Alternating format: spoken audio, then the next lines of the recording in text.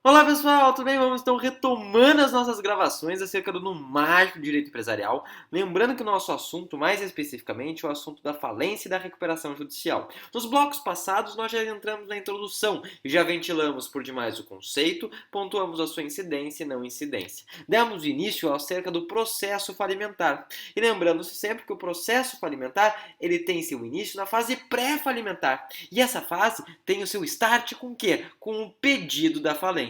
Daí surge aquela indagação, surge na verdade aquela perquirição. Qual perquirição? Quem pode pleitear a falência? Então, em razão disso, vamos para o tópico 2.2. Qual que é o 2.2, prof? A legitimidade.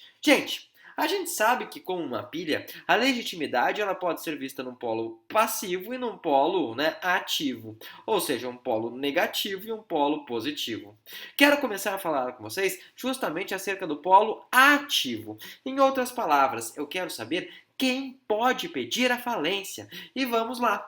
Notem, falência não é uma coisa legal. Se falência não é uma coisa legal, ela não é mágica, ela não é holística, né? Em outros dizeres, ela não é permeada pelo número 3, pelaquela tríade, né? Pai, Filho e Espírito Santo, os Osíris e Horus, Eusádios, Poseidon. Em outras palavras, 4 pessoas têm a legitimidade ativa. 4 indivíduos podem pleitear a falência. Que loucura! 4! 4 pessoas. A primeira situação da legitimidade ativa é a situação da autofalência.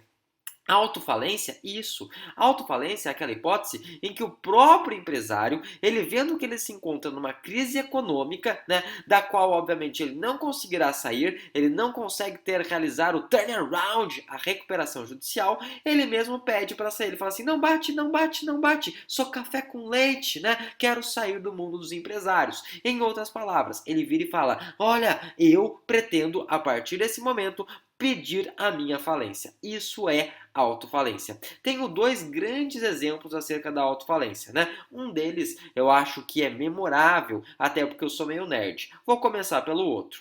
O outro, né, se chama Imbra. A Imbra, na verdade, era uma empresa odontológica que prestava alguns serviços. Ela acumulou uma dívida de 220 milhões e pediu a sua própria falência no ano de 2010. A Imbra falou assim: olha, quero sair do jogo, né? Quero então, na verdade, deixar de ser empresário. Então o Imbra grande exemplo do pedido de autofalência.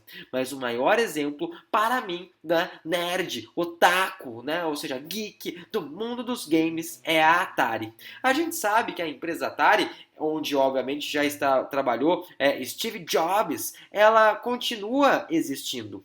Né? Uma empresa essa que teve seu nascimento no ano de 72 e que no ano de 82 enfrentou uma crise, né, abissal. Não sei se vocês têm a ciência, mas no ano de 82, após o lançamento, né, do filme ET, a Atari decidiu então realizar inúmeros jogos e ela vendeu mais do que, obviamente, tinha de demanda. Em outras palavras, ela não analisou aquela máxima do mundo dos empresários, né? Ou seja, oferta e demanda. Ela ofereceu mais do que devia. Então, o que acontece? Ela, para não ter prejuízo, de certa forma, e vender, manter a manutenção do valor de mercado, ela enterrou esses jogos. Ela fez um cemitério de jogos. Cemitério esse que só foi descoberto no ano de 2014. Até lá era uma lenda urbana, tipo aquela garotinha do banheiro. Que loucura, prof! É verdade. E por que você está falando disso?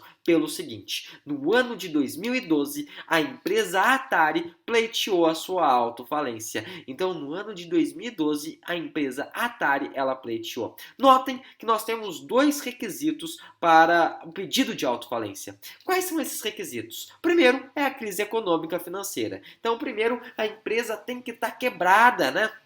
Ela tem que estar, na verdade, destruída, sem chances, obviamente, né, de tentar se alavancar. Está numa crise econômica gigantesca. Infelizmente, né, crise essa que muitas vezes aparece, obviamente, tão atual devido ao panorama que se descortinou após aí a situação do coronavírus, né? Olha que loucura, né? Então, em outras palavras, é uma situação bastante atual.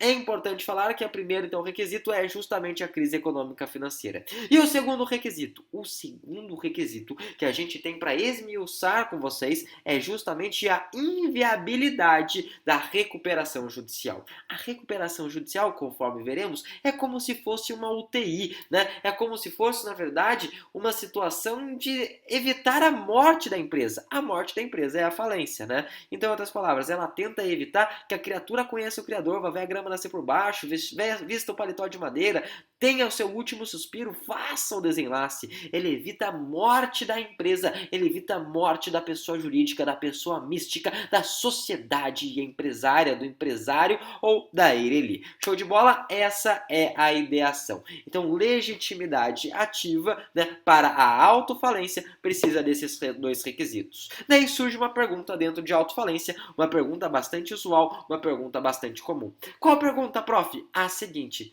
se eu tenho esses dois requisitos, quais requisitos? Número 1, crise econômica, mais o quê? Né? Inviabilidade da recuperação judicial. Eu tenho o dever de pedir a autofalência ou eu posso pedir a autofalência? O artigo 105 da Lei 11.101 do ano de 2005 nos traz a resposta dessa indagação.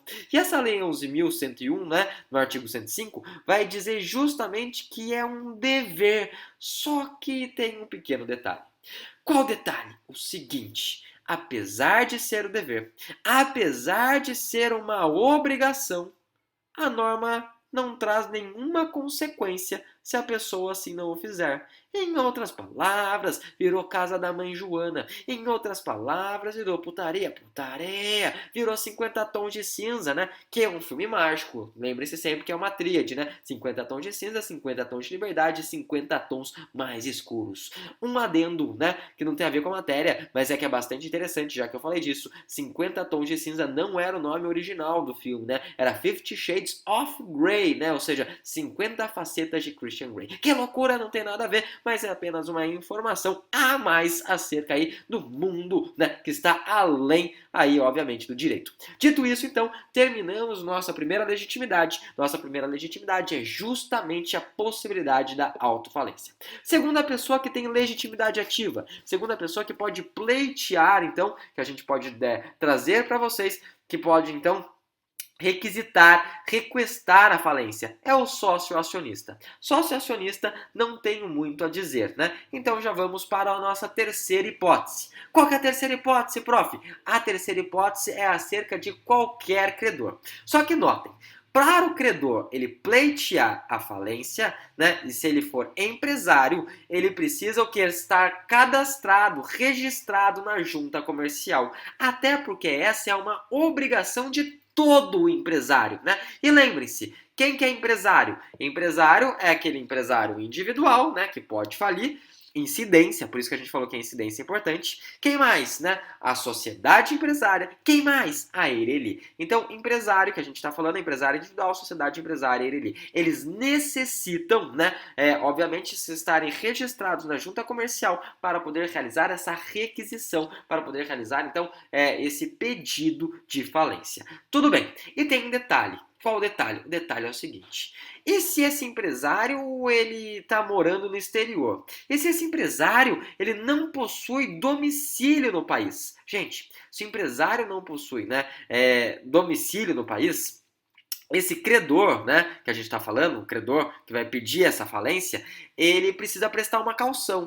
Uma caução nada mais é do que uma garantia. Por que precisa dar essa garantia? Justamente para assegurar eventuais perdas e danos, né? Porque, ó, notem, e se essa falência ela for julgada improcedente, né? Tem as custas, tem a valoração dessa provocação. Então, óbvio, se ele está no exterior, ele quer pedir a falência, não tem domicílio no Brasil, vai ter que dar uma garantia para evitar, obviamente, a movimentação da máquina judiciária brasileira, gerando aí, né, despesas para o nosso judiciário. Então, é essa a ideação. Presta uma caução, né? É uma observação bastante relevante. Vamos para terminar somente a legitimidade ativa, adentrar na quarta pessoa que tem essa possibilidade, que tem a possibilidade então de pedir, de requisitar a falência. Quem que é, gente? Quando a gente fala do espólio, o que é espólio? Notem, o direito sucessório, ele vai falar da herança. Ele traz isso na que a gente chama de herança e sua administração, artigo 1791 e seguintes, né? Ele vai falar assim, olha, herança é o conjunto de bens deixado pelo morto. Aquele indivíduo, então, que faz a transição, a criatura que conhece o Criador, vê a grama nascer por baixo, veste o paletó de madeira, dá o último suspiro, faz o desenlace e vai em direção à luz. Tudo bem. Eu tenho vários bens, né? Vários bens. Só que esses vários bens darão origem a um só espólio, né? Por isso que o espólio é conhecido como um bem individual, né? E, obviamente, um bem imóvel e indivisível, né? A gente fala imóvel e indivisível. Essa indivisibilidade, né? Óbvio, é uma indivisibilidade temporária. Ela será indivisível até a partilha dos bens. Tudo bem. Se a pessoa morreu, né?